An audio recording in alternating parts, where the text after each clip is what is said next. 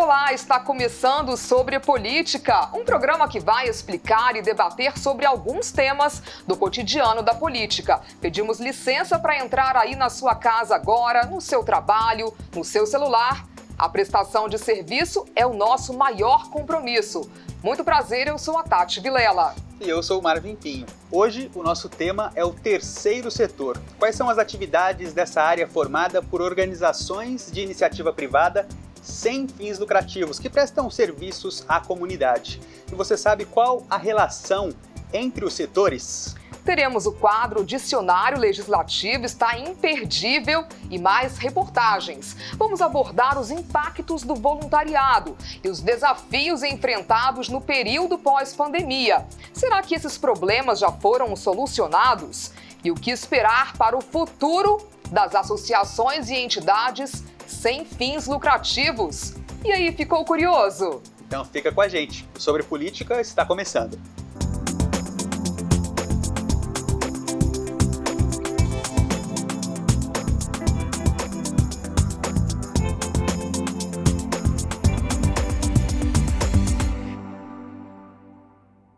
O assunto que abre o Sobre Política de hoje é o terceiro setor da sociedade, um meio termo entre o Estado e o mercado. As entidades do terceiro setor também são chamadas de paraestatais. Isso porque elas caminham ao lado da administração pública, prestando serviços de interesse social. Olha, desde a década de 80, alguns serviços públicos não precisam ser prestados de forma exclusiva pelo Estado.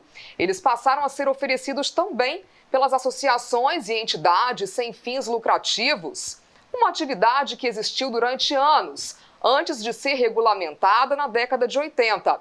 Para você ter uma ideia, uma das entidades sociais mais antigas é a Santa Casa de Misericórdia, fundada em 1543, com o apoio da Igreja Católica, e que até hoje oferece serviços de saúde gratuitos à população. E Tati, nós não podemos deixar de falar do terceiro setor sem tratar da relação com o primeiro e o segundo, claro. E quais as exigências jurídicas para se abrir uma entidade do terceiro setor? Os profissionais precisam ser registrados? Quais os voluntários que devem ser profissionalizados? Vejam na reportagem. Nesta organização da sociedade civil, a palavra de ordem é inclusão. Aqui as pessoas com deficiência recebem apoio e capacitação com foco na reabilitação e na busca por uma vaga no mercado de trabalho. Já são 40 anos ajudando este público a ganhar autonomia e independência financeira. Em breve vamos inaugurar aqui a nossa padaria escola, onde vamos oferecer 5 novas oficinas, né, de padeiro, auxiliar de padeiro, confeiteiro, auxiliar de confeiteiro, produtor de biscoitos. Então, todos os nossos projetos atuais e os projetos futuros em andamento são voltados para melhoria na qualidade dessas oficinas que a gente tem, aumento das oficinas que a gente tem à disposição e, quem sabe, até aumento do número de atendidos aqui. A gente já tem algumas conversas em andamento com a Prefeitura e, bom, esse é o caminho que a gente está seguindo atualmente. Para garantir o desenvolvimento dos alunos, por aqui os inscritos participam de uma série de atividades. Ao todo, são 9 oficinas em diversas áreas. Esta aqui é a oficina de música. Esta OSC, Organização da Sociedade Civil, oferece 9 oficinas como essa que a gente está acompanhando, a de música, e elas estão sempre assim cheias de alunos interessados, felizes, que levam esse conhecimento para a vida. Aqui eles são em 20, mas dependendo do tamanho da sala, a capacidade chega a dobrar.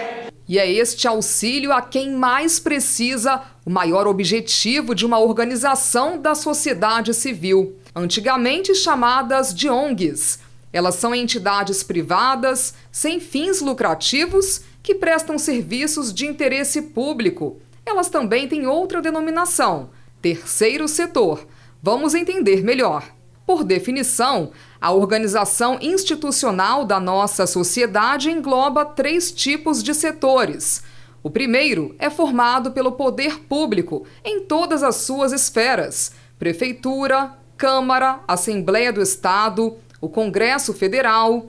O segundo é representado pelas empresas privadas, que movimentam a economia. Já o terceiro setor é formado pelas entidades sociais, instituições que têm como valor ajudar o próximo e contribuir com o desenvolvimento da sociedade, em especial da população mais pobre. Elas podem ser uma OSC, ou seja, Organização da Sociedade Civil, uma entidade filantrópica ou uma organização não governamental. Dada a importância dessas instituições, o terceiro setor tem até uma regulamentação própria, uma legislação que rege a atividade. A atuação é ampla: trabalhos para a saúde, para a população idosa, para o acolhimento de mulheres e crianças, ou então o apoio a pessoas com deficiência, como a organização que conhecemos. E o trabalho de uma entidade do terceiro setor é sério. São diversos profissionais e voluntários que se dedicam para transformar a vida daqueles que dependem desse apoio. Tudo é pensado nos mínimos detalhes, como por exemplo, olha só, eu vou pedir para o nosso cinegrafista o Péricles mostrar essa horta suspensa, criada ainda durante a pandemia, para atender aos cadeirantes. Olha só que bacana. E acabou facilitando para todo mundo, como a gente pôde ver nas imagens, né, os usuários do programa, vários assistidos colocando de fato a mão na terra, a mão na massa, porque aqui eles aprendem na prática. Aprendem diversos ofícios para poder sair daqui direto para o mercado de trabalho. Eu gosto de limpar a horta, eu gosto de colher, gosto de lavar verdura. Todo dia tem serviço para fazer. Eu gosto de adorar fazer a horta. Mas vou molhar as plantas, molhar as folhas, vou molhar a terra. Mas fazer tudo isso acontecer não é fácil. Para manter os atendimentos, a maior parte das entidades do terceiro setor tem que se desdobrar. Este é um trabalho sem fins lucrativos e, em alguns casos, os repasses financeiros que podem vir do poder público não são suficientes. A gente tem há muitos anos, desde que existe a legislação, que as empresas precisam contratar pessoas com deficiência, a gente tem uma consultoria que a gente presta serviços para as empresas que precisam contratar. Né? Porque eu falo, contratar, hoje eu tenho 165 pessoas com deficiência. Não é o difícil. Às vezes ela fala, é muito difícil contratar o perfil. Não. Ela precisa quebrar a barreira atitudinal dela. Entender como eu vou atender a pessoa com deficiência naquele meu grupo de funcionários. Outro desafio é a busca por voluntários. Por muito tempo, a OSC que conhecemos sofreu para conseguir pessoas dispostas a ajudar o próximo. Hoje, isso não é mais problema, mas nem sempre é o caso de outras entidades. O incentivo pode vir do exemplo daqueles que se tornaram voluntários, como a Ana Raquel. Para ser voluntário, o que depende é da disponibilidade do outro, né? Eu acho importante, quando a gente quer fazer um trabalho voluntário, oferecer o que você tem de melhor. O terceiro setor chega onde o poder público não consegue e tem um impacto transformador. Ser parte como voluntário é também doar esperança e fazer o mundo um lugar melhor. Quando as pessoas vêm falar de trabalho voluntário e perguntar o que eu preciso, eu falo assim, eu preciso do que você tem de melhor, né? O que você pode me oferecer, né? E que vai ser bom para quem eu atendo, vai acrescentar para o outro, né? Olha que interessante, Tati, essa forma de ver os serviços públicos, né, como eles chegam à população. Essa ideia tem um nome meio complexo, viu? É a publicização dos serviços públicos não exclusivos do Estado. Bem complexo, né? Sim, e a união faz a força mesmo. Mesmo que o terceiro setor não busque o lucro, nem seja parte integrante do setor público, o financiamento de suas atividades frequentemente é feito pelos dois setores, o poder público e as empresas privadas. E no final das contas, quem ganha é a população.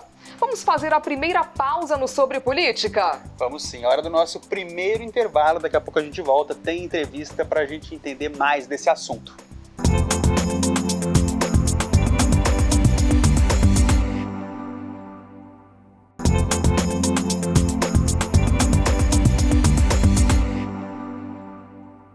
Estamos Estamos de volta com o Sobre Política e chegou a hora de se aprofundar um pouco mais no assunto e entender como funcionam essas parcerias entre a Prefeitura e as OSCs, as organizações da sociedade civil, né, Tati? Isso mesmo, já está aqui no estúdio para conversar com a gente a assessora de políticas de incentivo às entidades sociais, Maria José da Silva. Seja muito bem-vinda, muito obrigada pela sua presença. Vamos começar com a seguinte pergunta: qual que é a importância, Maria, entre o poder público e o terceiro setor para a agenda de políticas públicas? Dessa forma, como que o terceiro setor contribui para a sociedade? Então, a importância do terceiro setor para a sociedade, para a agenda de políticas públicas, é que as organizações da sociedade civil, elas complementam as ações na política pública, elas podem identificar dentro das suas áreas de atuação, necessidades de determinadas comunidades onde o poder público ainda não chegou, né, trazer algumas inovações também, né, e tornar essas necessidades, trazer para a política pública essas necessidades identificadas também nas suas atuações. E, Maria José, é importante a gente explicar, né? Uma OSC, ela pode atuar, o trabalho dela pode começar de forma independente, né? Sim, as organizações, elas são sem fins lucrativos, elas são formadas por conjunto de pessoas que se reúnem com um determinado propósito, fim. Então, são pessoas que têm o interesse em trazer suporte para aquela população, para aquela localidade, ou por uma motivação pessoal, por uma motivação, muitos por motivações da sua identificação Sim. religiosa. Então a gente tem as organizações com o movimento também do período aí do meio ambiente também, que difundiu muito também, né? Nas mais diversas áreas. As mais diversas né? áreas, né? Do meio ambiente, da saúde, do esporte, da educação. Essas são as maiores carências, da assistência Maria. social. E assim, Maria, qual que é o papel do assistente social no terceiro setor, para as OSCs? Explica pra gente, por favor. O assistente social é um profissional, né, que compõe as equipes de trabalho no atendimento direto à população. Ele pode coordenar serviço, pode participar, auxiliar na gestão do serviço, né, das organizações, no planejamento, na elaboração de projetos, né. Então tem várias possibilidades de atuação do assistente social no terceiro setor. E como que a secretaria, o poder público de forma geral, acompanha, né, tem, não sei se é a palavra certa, mas o controle do trabalho das OSCs, né, consegue medir ali o que está sendo feito? Então, a prefeitura, a lei 3019, que estabelece o regime jurídico único das parcerias com o terceiro setor, ela também estabelece a necessidade de um monitoramento e um acompanhamento dessas parcerias pelo poder público, as prestações de contas, né, que já faziam parte, mas que foram... essa legislação, ela unificou, né, o formato, a forma de regular... De regular essa relação entre o poder público e as organizações da sociedade civil, que até então a gente não tinha uma legislação muito específica para essa regulamentação, né, dessa relação entre o poder público e a sociedade civil. E as parcerias, hoje, a gente acompanha, né, tem uma equipe, no caso a Secretaria tem uma equipe de trabalho, que são gestores de parceria, que está definido na legislação, que faz o acompanhamento e monitoramento através de visitas periódicas, né, a esses serviços realizados em parceria, análise de relatório, prestações de contas. Então isso é monitorado mensalmente. E assim, para ser OSC, o que é preciso fazer hoje em dia? As pessoas precisam estar antenadas aos problemas da sociedade. Então, assim, necessariamente elas podem procurar informações, né, dentre as necessidades que tem no poder público, os editais, pode se organizar, ou então pode ser essa livre iniciativa mesmo que as pessoas identificam na própria comunidade. É muito comum ter organizações que surgem a partir de ideias ou de propostas, ou também de novas tecnologias, como ele falou. A gente tem novas políticas públicas. Então, assim, isso vai surgindo também novas metodologias, novas formas de trabalhar e novas tecnologias também, né? Isso também atrai, acho que pessoas mais jovens hoje têm também buscado esse campo, né? Porque é um campo também de trabalho, né? Também de desenvolvimento profissional. Entra então, naquela outra área que a gente fala muito hoje, né? A respeito de empreendedorismo social, né? De necessidades, aí, ferramentas que têm um impacto social também, né? A gente tem jovens, por exemplo, na área de tecnologia que desenvolve sistemas, né, inclusive de monitoramento, de registro, de prontuários. Então, a gente também, além do atendimento direto, a gente tem outras ações que intermediam esse trabalho, que também dão suporte para esse trabalho. Né? Então, isso acaba capacitando, então, os jovens, né? Sim, em muitas áreas. Em muitas áreas. Então, por que deixou de ser ONG? Explica pra gente, Maria. Agora é OSC, né? Organizações da Sociedade Civil, e não mais organizações não governamentais. Então, com a Lei 3019, ela unificou esse conceito, ela deu uma unicidade em todo o Brasil. Então, assim, o entendimento é unificar as denominações que servem para todo o Brasil. Então, aí eu já não vou entrar no mérito do legislador ou de quem estabeleceu, mas assim, foi definido esse conceito para essa legislação, organizações da sociedade civil. A partir de quando? 2014. 2014. E dentro disso, né, você como parte da assistência social, quais são os trabalhos realizados por OSCs dentro dessa esfera? A gente tem bastante serviço da assistência social hoje realizado em parceria com OSCs, né? Na proteção social básica, a gente tem hoje o programa realizado Prospera Família, que é um convênio da Prefeitura e do Governo do Estado, que trabalha com famílias no campo da assistência social, que são atendidas nos centros de referência da assistência social. A gente tem parcerias para atendimentos na proteção social, para os serviços de acolhimento de criança, de pessoas idosas, atendimentos de acolhimento a pessoas em situação de rua, mulheres em situação de violência, serviços de convivência, fortalecimento de vínculos para crianças, para adultos, para adolescentes. A gente tem, que a gente conhece as casas de idosos, né, que nas casas de idosos a gente tem o serviço de convivência para idosos, centro de convivência, centro-dia para idosos e proteção básica no domicílio para pessoas idosas. E vários outros serviços realizados em parceria com as organizações. Maria. Muito obrigada pela sua presença aqui hoje no estúdio do Sobre Política, tá bom? Foi uma honra, foi um grande prazer. Obrigada. Prazer te receber aqui, Maria. O Sobre Política faz mais uma pausa e daqui a pouco a gente volta.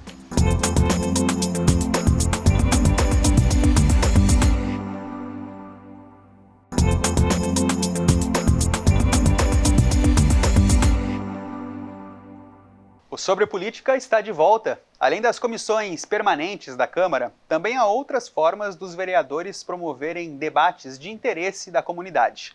Uma delas é a Frente Parlamentar. Como é a rotina e o funcionamento do trabalho desses grupos, a gente mostra agora no Dicionário Legislativo.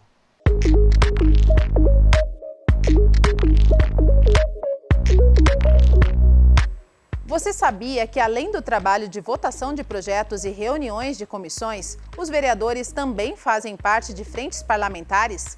As frentes são grupos temáticos criados para promover discussões sobre assuntos de interesse público como emprego, empreendedorismo, meio ambiente, saúde, entre outros. Elas atuam dentro ou fora da Câmara e buscam reunir representantes da sociedade civil e de órgãos públicos para contribuir nos debates do tema. As frentes parlamentares são suprapartidárias, ou seja, não estão ligadas à atuação de algum partido político e têm na composição presidente, vice-presidente e secretários.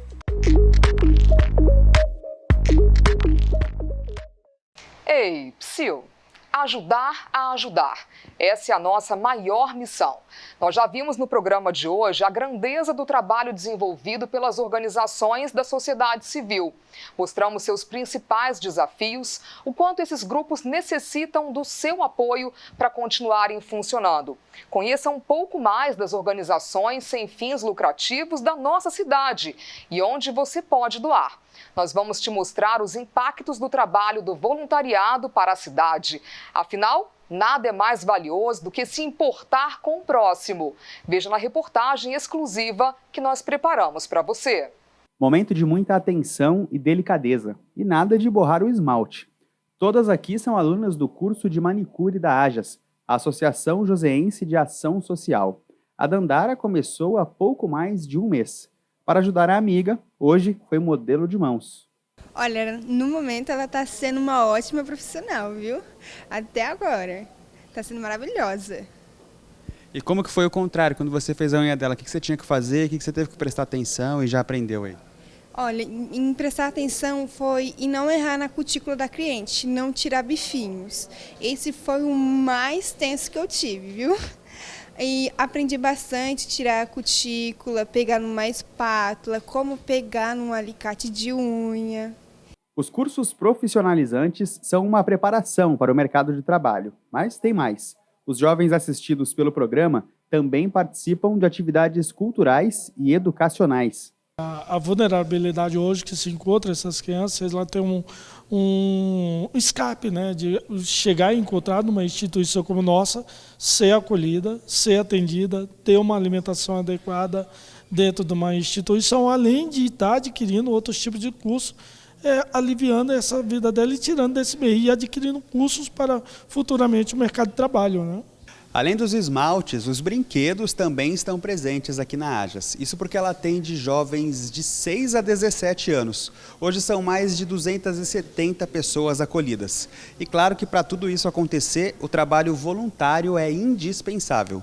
O trabalho voluntário já faz parte da nossa sociedade há muito tempo. Os primeiros registros são do século XIX. Na época, os problemas sociais eram vistos como desvios da ordem e atribuídos às pessoas sem nenhuma suposta graça divina. No Brasil, o voluntariado foi regulamentado somente na década de 90. Segundo a lei federal, é definida como uma atividade não remunerada prestada por pessoa física a entidade pública de qualquer natureza ou a instituição privada sem fins lucrativos. Hoje, mais de 57 milhões de pessoas prestam algum tipo de trabalho voluntário no país. São necessidades que surgem em situações de carência. Pessoas que dedicam tempo e conhecimento para causas como educação, saúde, meio ambiente e assistência social. Na associação que nós mostramos no começo da reportagem, são 5 voluntários trabalhando todos os dias. O grupo é responsável por uma das atividades mais importantes de todo o projeto social: o registro das doações recebidas via Nota Fiscal Paulista. Se não tivessem aqui, nada seria possível. A dona Madalena cadastra nota por nota há 8 anos. E tem que ser cuidadosa, para não perder nenhuma. Então, a gente separa os cupons, né? Coloca dentro da caixa, os QR Codes, os de barra. Aí tem o Wilson que passa, né, na maquininha. E esses de data, a gente, assim, eu separo por código para facilitar mais. São milhares de notas cadastradas todos os dias. Um trabalho cansativo, mas recompensador. É muito gratificante, a gente fica feliz porque a gente sabe que está ajudando outras crianças. Porque toda a arrecadação do cupom é para as crianças, é a estrutura do lugar, né? A gente sabe que isso vai ser melhor para eles, né? O desenvolvimento daqui da AJAS também, né? Todo o processo dos professores e aquelas outras pessoas que precisam também, né? De um incentivo também, né? Que as crianças precisam também de ter um exercício físico, umas atividades físicas.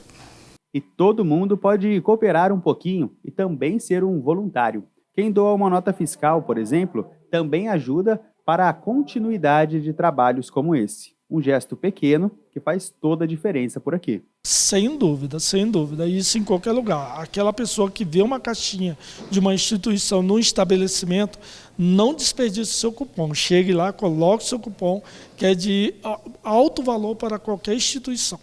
Na Câmara, o trabalho voluntário é visto como uma ferramenta de promoção da inclusão social. Nós temos uma gama de projetos sociais que são administrados por voluntários, que eu digo também que são pessoas vocacionadas, que se desprendem do seu dia a dia, que tiram parte do seu dia a dia, que tiram parte do seu ganho para entregar ao próximo. Então isso é muito importante e o impacto na sociedade é muito grande, porque nós temos verdadeiros heróis aí que fazem grandes trabalhos no dia a dia. Além do impacto social e solidário, o voluntariado também é uma ferramenta de desenvolvimento pessoal, visto que amplia a compreensão das desigualdades existentes na sociedade. Primeiro dizer o quanto que é importante as pessoas desenvolverem atividades comunitárias voluntárias. Tudo a gente fala, né, da gratuidade, ou seja, as pessoas que conseguiram estudar, passar o seu conhecimento para aquelas pessoas que têm dificuldade. Trabalhar em reforço escolar, eu tenho amigos que trabalham no sopão noturno, que entregam cestas básicas, que trabalham na pastoral de saúde. Então, a Câmara pode mostrar esses projetos e despertar em cada um o interesse de prestar um serviço à sociedade. Eu creio que esse gatilho de mostrar o quanto que a pessoa pode ser útil na sociedade é importante. Bom, parabéns a todos os voluntários, né, Tati? Parabéns a quem se preocupa com o próximo, parabéns a quem pratica o bem. De repente, se você não sabe aonde fazer a sua doação, procure as OSCs, não é isso, Marvin? Exatamente. Seja voluntário. A gente sempre tem algo para doar, não é mesmo? Então, que seja tempo. Exatamente. Não espere, porque a fome não espera, o frio não espera, a seca. Doe amor a quem precisa. O nosso conteúdo você pode ver e rever a qualquer momento. Aonde, Marvin? No YouTube, claro. O pessoal pode acompanhar a gente pelo YouTube, é só colocar lá @TV Câmara SJC, no Instagram também para conferir os nossos bastidores dos programas e as novidades aqui da TV Câmara. E a gente se despede por aqui, até o próximo Sobre Política. Tchau, tchau, pessoal. Tchau, tchau.